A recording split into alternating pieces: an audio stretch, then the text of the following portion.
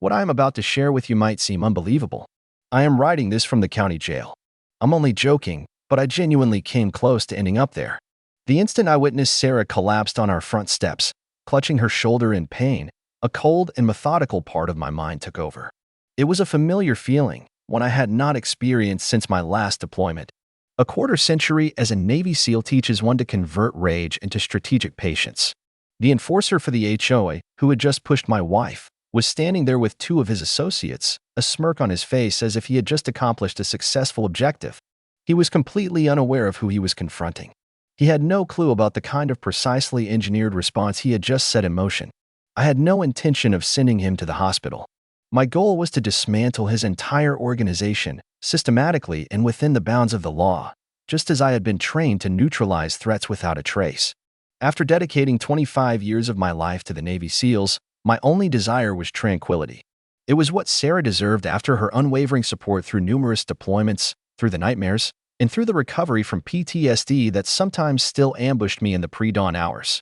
She had been my anchor when I was thousands of miles away in dangerous territories and again upon my return home with parts of myself gone, not physical limbs, but the fragments of the soul that combat rips away. When retirement finally arrived, we selected Pine Creek Estates precisely because the real estate agent had portrayed it as serene and closely knit. Sarah was instantly captivated by the large backyard, where she envisioned planting her medicinal herbs for the teas she prepared for her patients at the hospital. I was drawn to the garage, which was spacious enough for my woodworking equipment, and the proximity to a small lake perfect for solitary fishing. We were convinced we had discovered our permanent sanctuary. The initial 6 months were the fulfillment of every dream we had held during those extended deployments. I began offering free self-defense lessons to the children in the neighborhood. Sarah carried on with her role as the head nurse in the emergency room at the local hospital. We hosted intimate barbecues, became friends with our next-door neighbors, Mike and Rebecca Johnson, and gradually, the state of hypervigilance that had been my ceaseless companion for decades started to recede. As a 25th anniversary present, I constructed a trellis for Sarah's flowering vines. A quarter century of marriage warranted something crafted by hand with devotion. I dedicated weeks to its design, ensuring it was both robust and graceful, a structure that would beautifully display the climbing roses she had always wished to cultivate. The expression of joy on her face when I presented it was worth every splinter and drop of sweat. 3 days following the unveiling, the first knock came. A man in his mid-30s, with a muscular build that stretched his tight polo shirt, stood on our doorstep holding a clipboard and wearing a scowl. He identified himself as Chad Wilson, the compliance officer for the Pine Creek Homeowners Association. "Mr. Morrison, your newly erected garden structure is in violation of HOA Regulation 27B, Section 4. All external alterations must be pre-approved by the Architectural Review Committee. This constitutes a $500 violation, and the structure needs to be taken down within 48 hours.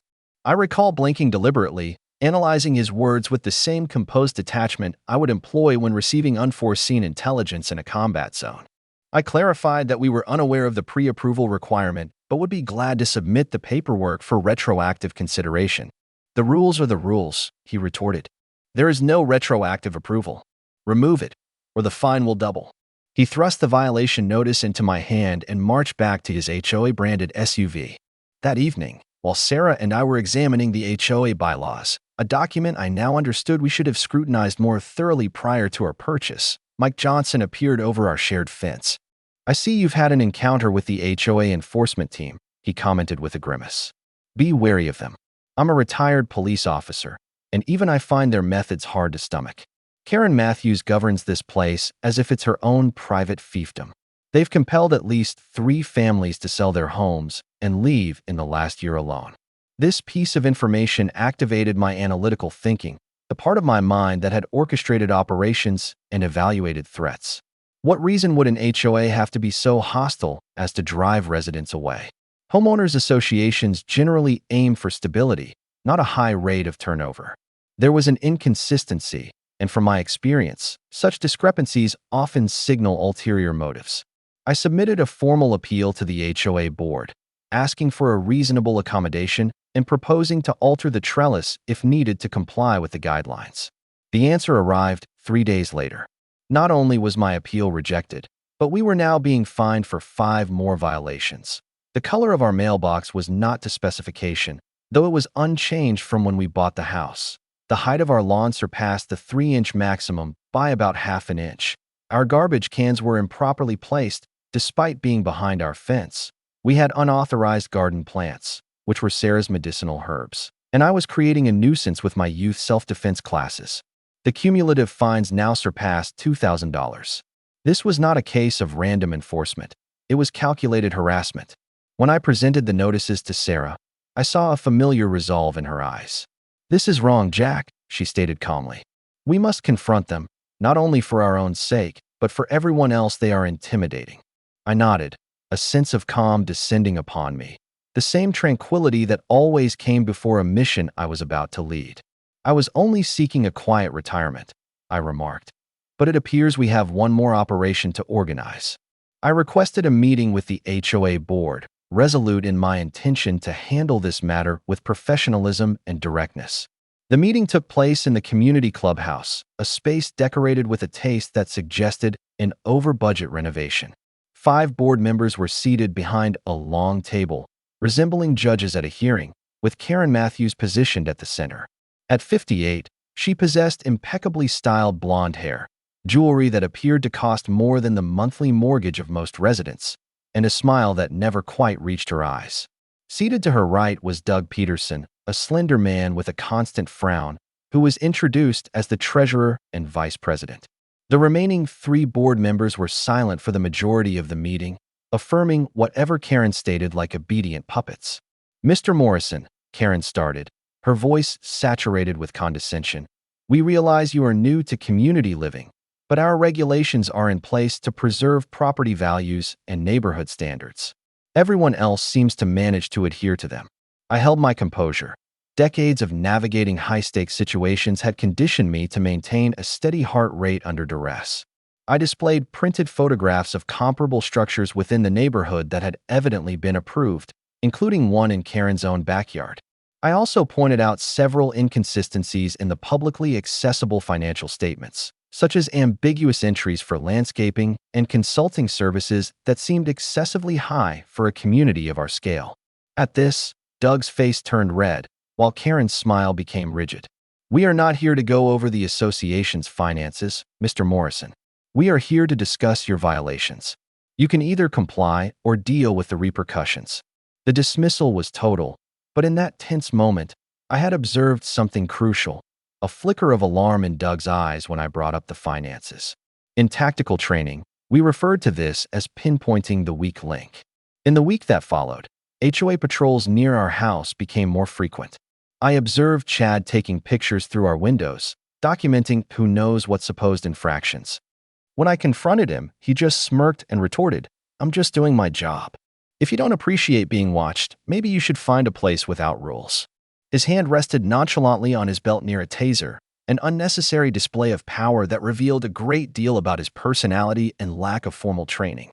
As a SEAL, I had been trained to assess people swiftly, recognizing threats and vulnerabilities. Chad was a bully who had never encountered true opposition, gaining his feeling of power by menacing those who were unable or unwilling to resist. His personality type was prevalent in certain security positions, filled by men who lacked the qualifications for legitimate law enforcement or military roles but yearned for authority. Sarah persisted in caring for her herb garden despite the HOA notices, refusing to allow their coercive methods to deny her patients the natural remedies that augmented their medical treatments.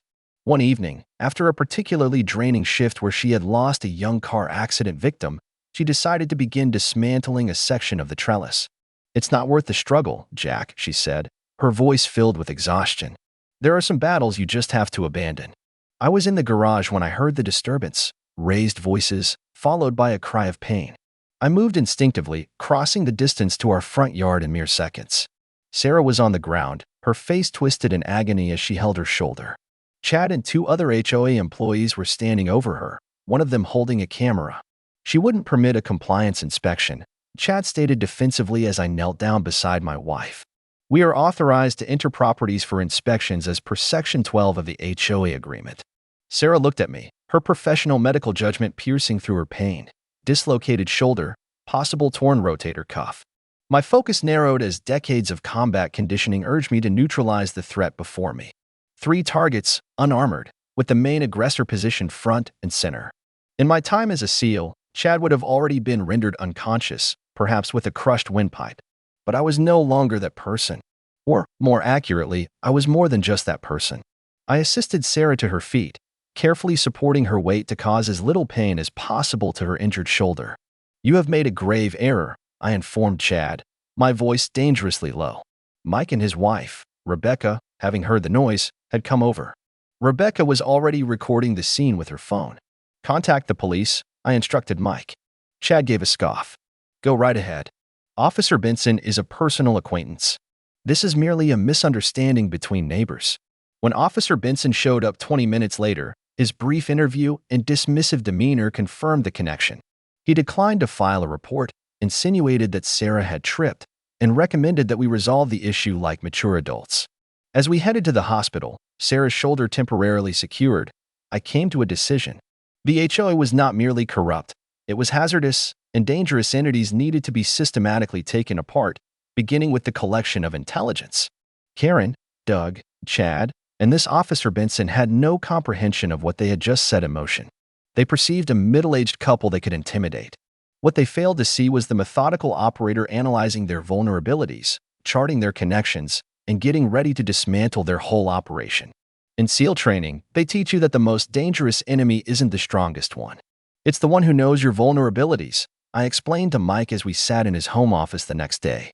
Sarah was resting at home, her shoulder in a sling with instructions to avoid work for at least 2 weeks. The injury was serious, but thankfully wouldn't require surgery if she followed a strict recovery protocol. Mike, a retired police detective, nodded in understanding. I'd been collecting information on them for years, just never had enough leverage to do anything with it. He pulled out a thick folder containing complaints, notes from community meetings, and financial statements with highlighted inconsistencies.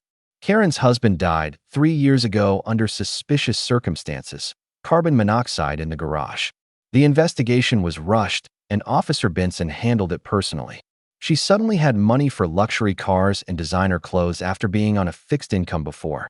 Doug Peterson was fired from First National Bank for accounting irregularities, but it was kept quiet. And Chad, he has a sealed record for domestic violence. The charges disappeared after he started working for Karen. This was the intelligence foundation I needed. Mike's wife, Rebecca, a reporter for the local paper, agreed to quietly research the HOA's financial records and Karen's sudden wealth.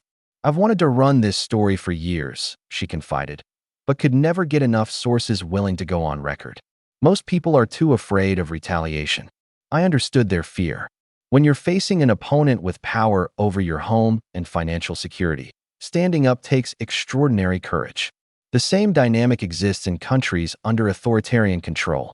People accept daily injustices because the cost of resistance seems too high. But every oppressive system has weaknesses, and I'd spent my career identifying and exploiting them. I called Sam Wilson, a young lawyer and former Army Ranger who owed Sarah his life after she'd worked 36 straight hours to save him following a motorcycle accident during his leave. He arrived at our home that evening, refusing payment and insisting this was about balancing the scales. Together, we pored over the HOA bylaws, state regulations governing homeowners associations, and financial disclosure requirements. "They violated at least 6 state statutes," Sam concluded, shaking his head. "The problem is, enforcement usually requires residents to hire expensive attorneys and fight lengthy battles. They count on people giving up." I smiled slightly, remembering similar assessments during particularly challenging missions. That's because they haven't faced someone with nothing but time and proper training.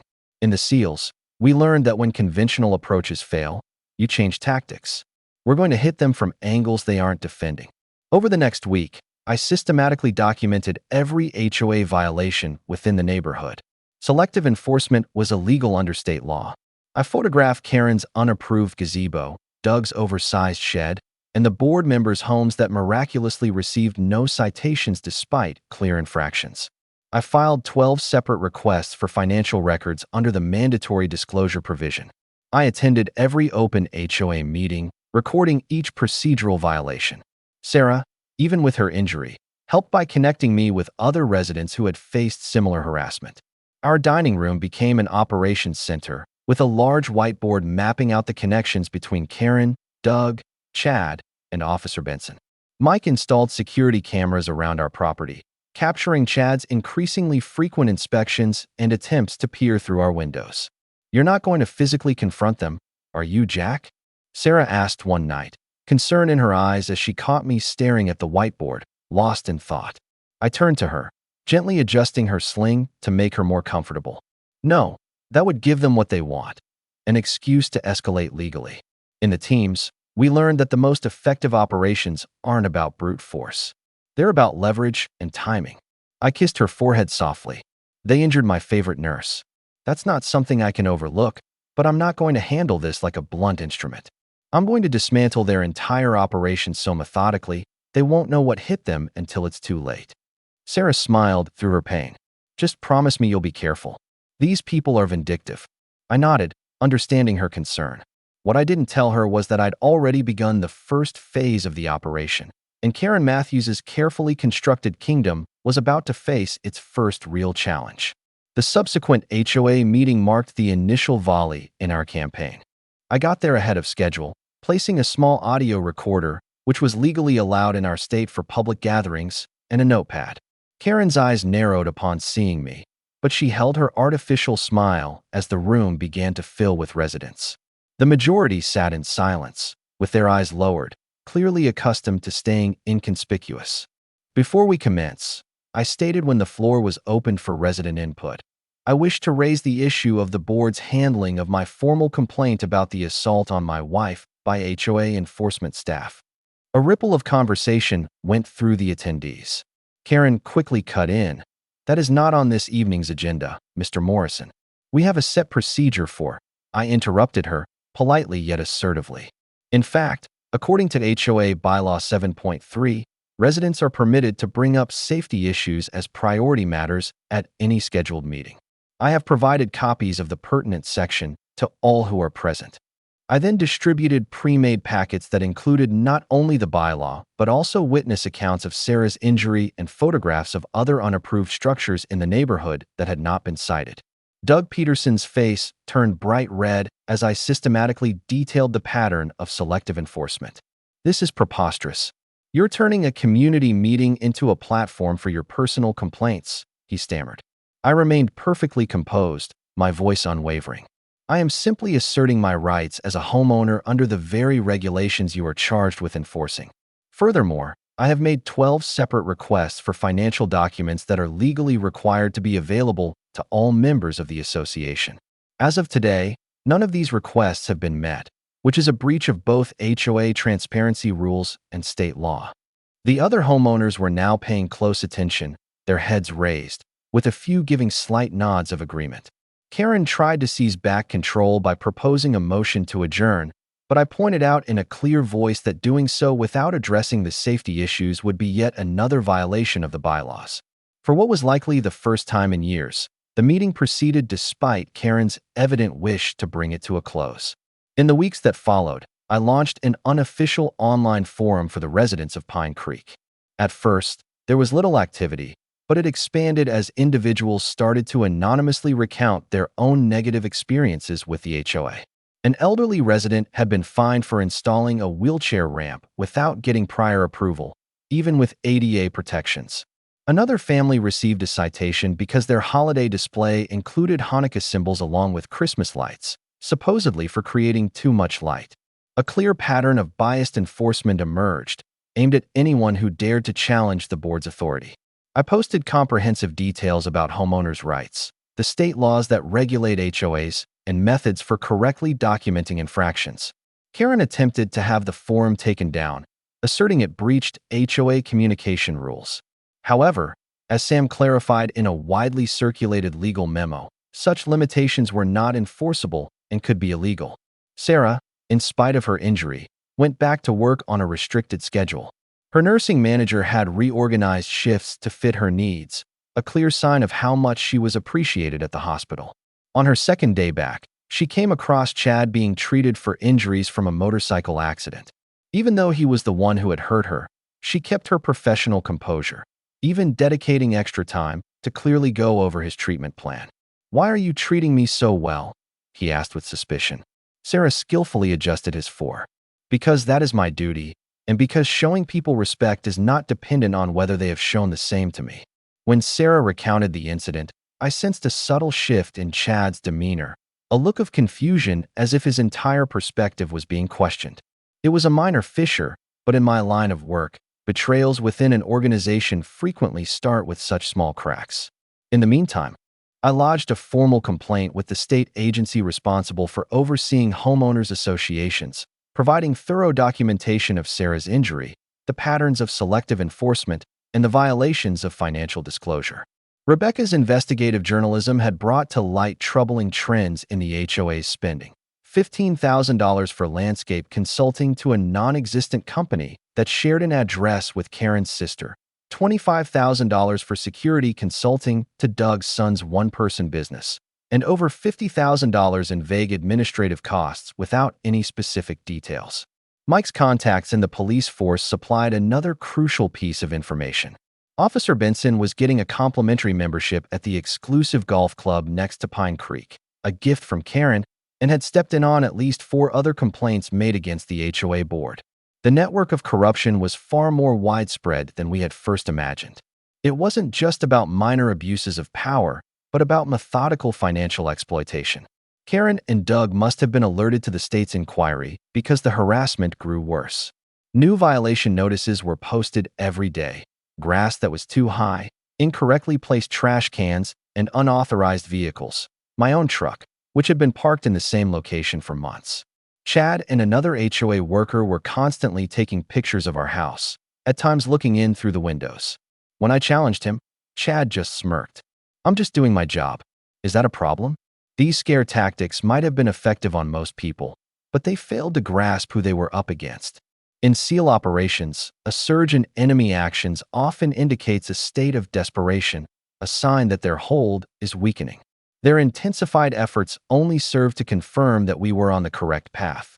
The subsequent stage of our plan would strike them where it mattered most: their finances and their meticulously built facade of power. I came home one afternoon to discover our front door covered in violation notices. There were a dozen new infractions, with fines totaling more than $5,000. Doug Peterson came up to me as I was taking them down, proposing what he presented as a fair solution. "Jack, this situation doesn't have to become complicated," he said with a tone of false friendliness. "Karen requested that I speak with you privately. We are prepared to forgive all the fines if you withdraw the state complaint and think about selling. It seems Pine Creek may not be the ideal environment for your family." I observed him with the calm scrutiny I had perfected while negotiating with warlords. "That sounds a lot like extortion, Doug. I can't help but wonder how the state investigators might view such a proposal." His amicable pretense dissolved. "You are making a grave error. You have no comprehension of who you are up against." I permitted myself a slight smile. "On the contrary, I believe that is your issue, not mine." We intensified our efforts, with Sam successfully getting a temporary restraining order that stopped any unannounced inspections of our home. Rebecca had gathered sworn statements from 15 homeowners who had endured comparable harassment but had previously been too fearful to come forward. Crucially, we had gotten an anonymous email from a past HOA accountant containing bank records that revealed a separate account managed by Karen and Doug, into which substantial association funds had been redirected. Karen's reaction was to schedule an urgent HOA meeting to vote on a special assessment, an extra $2,000 from each household to cover the legal costs of defending the community's standards. The actual motive was obvious: to empty the association's legitimate bank accounts before the investigators could examine them. At the meeting, Karen depicted our legal actions as a threat to property values. When she was done, I rose to my feet and spoke to the room. "My name is Jack Morrison. My wife and I relocated here after I retired from 25 years in the military, seeking a quiet neighborhood. Instead, we discovered an HOA that was being treated as a personal piggy bank by its leaders."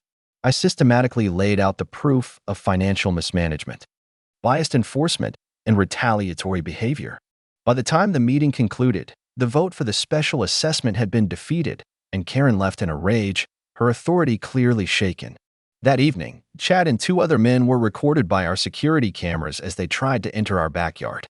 Officer Benson disregarded the violation of the restraining order as a simple misunderstanding, despite the undeniable video proof.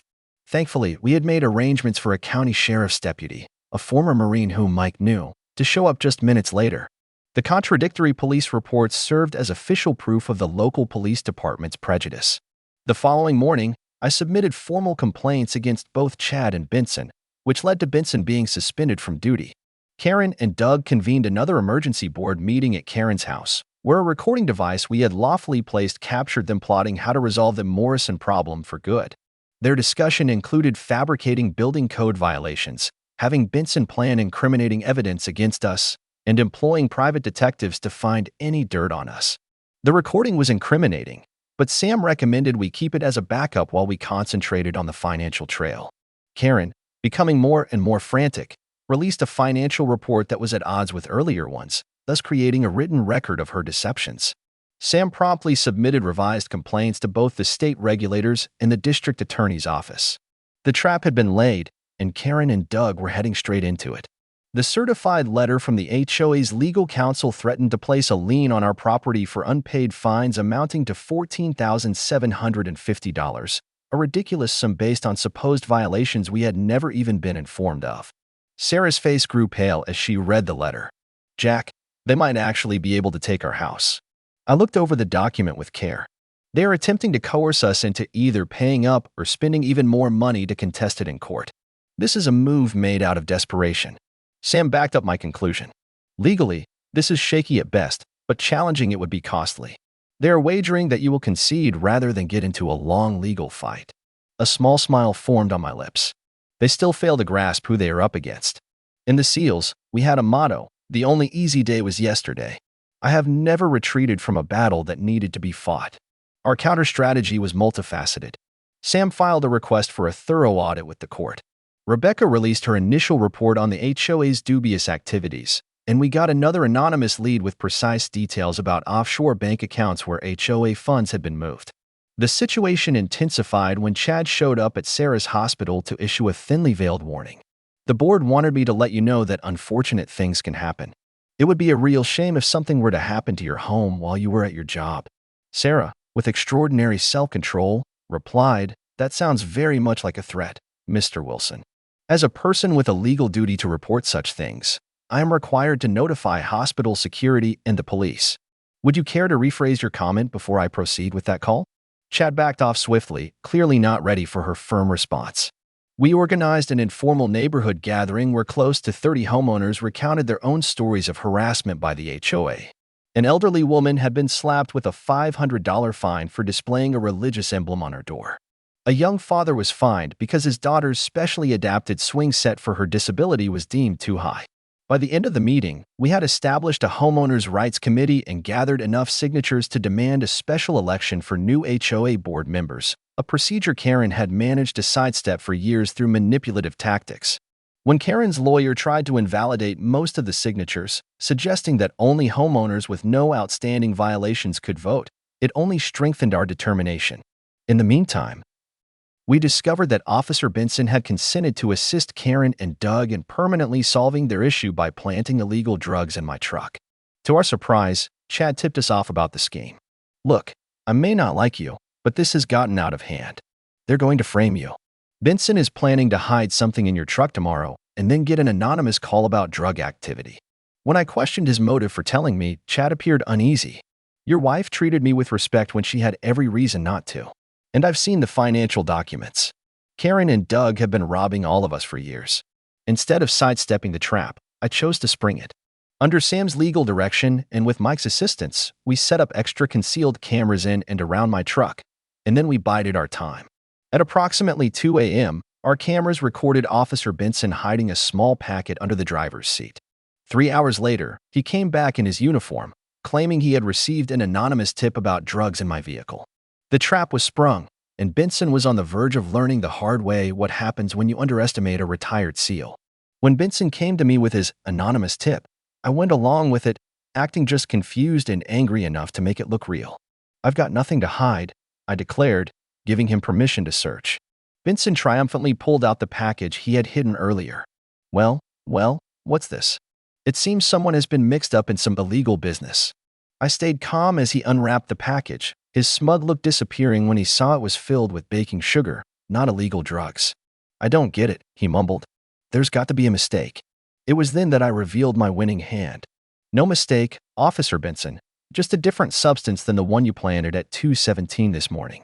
I already swapped the contents, and I have high-quality video of you coming to my truck and hiding that package.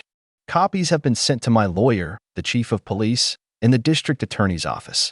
The color vanished from Benson's face.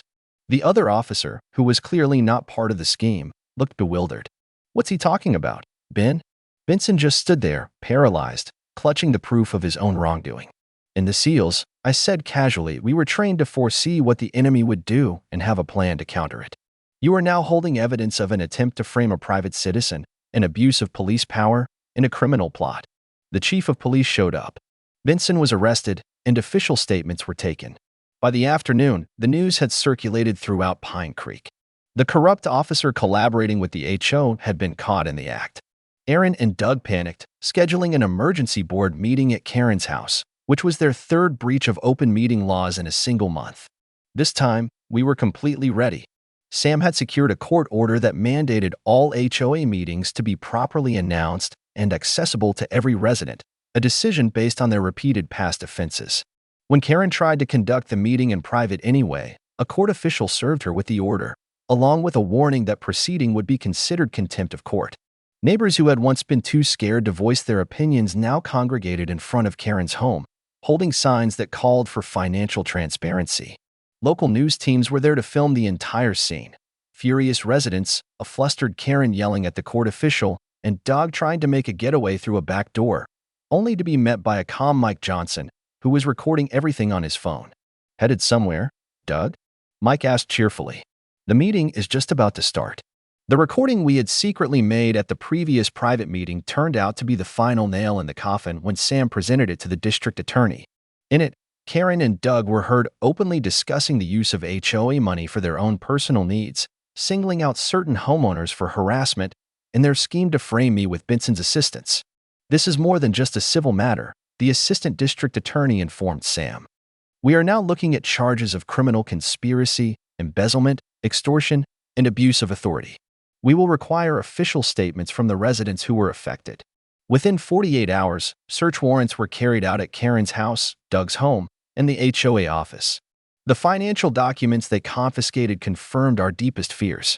More than $250,000 in association funds had been used for personal purchases, payments to non-existent consulting firms, and transfers to offshore accounts.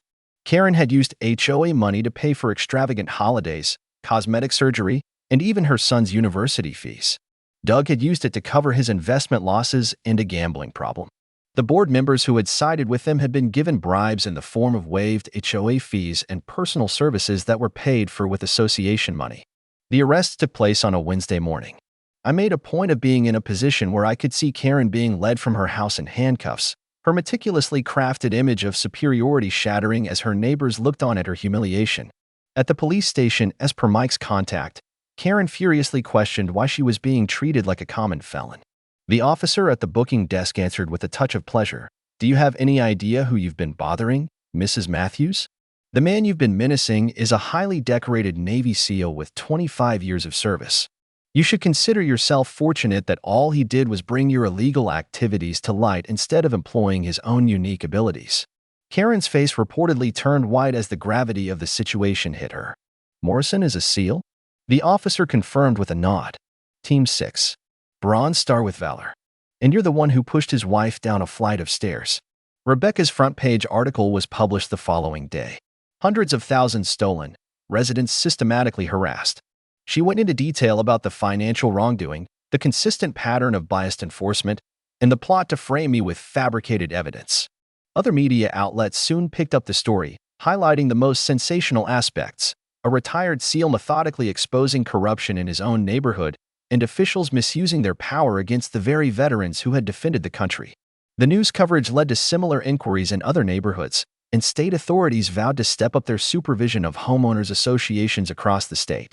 At the emergency community meeting held in the Pine Creek Clubhouse, over 100 residents were in attendance, a far greater number than had ever been involved in HOA matters in recent years. I laid out a full report of our findings, which included the financial losses that had led to neglected upkeep and unjustified increases in fees. For many of the residents, this was the first time they truly understood how they had been deceived and taken advantage of by the very people they had entrusted to manage the community's affairs. They were counting on our indifference and our fear, I clarified. They were aware that most individuals would prefer to pay unjust fines rather than confront a system that appeared too formidable to oppose. They exploited that mindset to establish an environment where they could act without any repercussions. When I concluded my presentation, the applause was deafening, not directed at me personally, but in celebration of the return of justice and openness. The temporary HOA board, chosen that very evening, wasted no time in implementing new regulations that demanded financial transparency, equitable enforcement of rules, and proper advance notice of all meetings and official decisions. They lowered the association dues by 30% while simultaneously improving services, simply by putting a stop to the methodical embezzlement that had been siphoning off resources for years.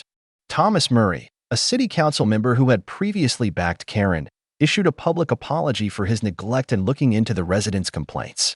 This experience has imparted a crucial lesson to me about the importance of heeding my constituents and holding those in power accountable, he stated at a council session. I am putting forward new city ordinances to guarantee adequate supervision of all homeowners associations within our city limits. Chad Wilson received a lighter sentence after he cooperated with the authorities. During his sentencing, he delivered a statement that took everyone by surprise. I wish to extend my apologies, especially to Sarah Morrison. The way you treated me with respect at the hospital, in spite of my actions, made me reconsider everything. I became involved with the HOA because it provided me with a sense of authority that I lacked in other areas of my life. I have come to realize that genuine strength is not found in dominating others, but in taking responsibility for one's own actions. The judge gave him a sentence of probation and community service at the local Veterans Center, where Chad would later remark that he gained more insight into true bravery and honor in a single month than he had in all his years prior. Karen and Doug were not granted such mercy. The case against them was solid, and neither displayed any real regret. Karen insisted that she had merely been running the community in accordance with its rules, while Doug asserted that he was simply adhering to standard financial procedures. The judge was not swayed, giving Karen a 4-year sentence in state prison for embezzlement, conspiracy, and the improper use of property funds. Doug was sentenced to 3 years. Their possessions were confiscated to reimburse the stolen HOA funds, with Karen's high-end car and vacation properties being sold at auction to help replenish the community's depleted finances. Officer Benson was stripped of his badge, lost his pension, and ultimately his liberty, getting a 2-year sentence for abuse of power, conspiracy, and planting false evidence. His conviction sent tremors through the local police force, triggering an internal investigation that brought to light additional cases of favoritism and wrongdoing. The police chief, determined to salvage his department's image, introduced new training programs and accountability protocols, and he personally apologized to Sarah and me for the department's failure to properly investigate the assault. 6 months following the arrests, Pine Creek Estates had undergone a complete change. The neighborhood that had once been overshadowed by an atmosphere of intimidation now hosted frequent social gatherings, collaborative improvement projects, and open and honest governance meetings. The trellis I had constructed for Sarah stood as a testament to our success, adorned with blooming vines that drew in butterflies and hummingbirds. My self-defense lessons for the local youth had expanded to include workshops on civic participation and community building for adults, imparting the same strategies that had enabled us to triumph over institutionalized corruption. One evening, as Sarah and I were relaxing on our front porch, enjoying the sunset, Mike and Rebecca came over with a bottle of wine to commemorate the 6-month mark of what the residents had affectionately dubbed the Revolution. "Did you ever think when you moved in that you would be at the forefront of a community rebellion?" Rebecca inquired, lifting her glass for a toast. I smiled, observing children running and laughing freely in yards that had previously been governed by arbitrary and unreasonable rules. In the SEALs, we used to say, the only easy day was yesterday. But we also came to understand that with the right team, the right plan, and relentless resolve, you can conquer what seems like insurmountable challenges.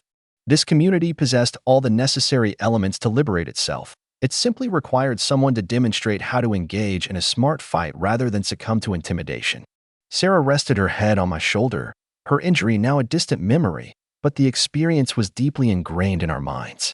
The irony, she remarked, is that Karen and her associates believed they were constructing their own private domain, but what they inadvertently did was forge the groundwork for a genuinely cohesive community. At times, a shared adversary is what people need to find their collective sense of humanity. Mike gave a nod in concurrence. I've been a resident here for 15 years and didn't know half of my neighbors until all this unfolded. Now, we're organizing block parties and community gardens. Karen would be appalled by what she unintentionally brought about.